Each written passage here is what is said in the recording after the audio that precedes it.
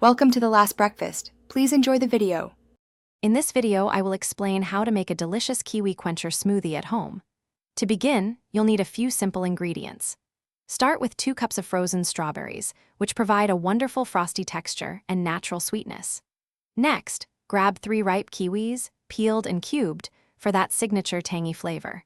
You'll also need 1/2 cup of plain Greek yogurt for a creamy boost and some protein, along with 1/2 cup of your favorite milk. For a touch more sweetness, consider adding 2 tablespoons of maple syrup.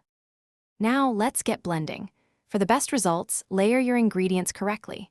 First, pour your 1/2 cup of milk into the blender, followed by the 1/2 cup of Greek yogurt and any optional maple syrup.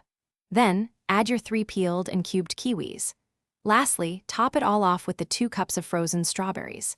Secure the lid and blend on high speed for about 1 minute, or until the mixture is perfectly smooth and has a creamy, consistent texture. Once blended, it's time to fine-tune your smoothie's texture and taste. If your Kiwi Quencher seems too thick, simply add an extra splash of milk, about 1 to 2 tablespoons, and blend again until it reaches your desired consistency. Conversely, if you prefer a thicker, frostier drink, toss in a few more frozen strawberries or a small handful of ice cubes. Give it a quick taste test. If you like it sweeter, blend in another tablespoon of maple syrup. Your homemade Kiwi Quencher is now ready to enjoy. Carefully pour the vibrant, creamy smoothie into your favorite tall glass. For an extra touch of elegance, you can garnish it with a thin slice of fresh kiwi or a whole strawberry on the rim.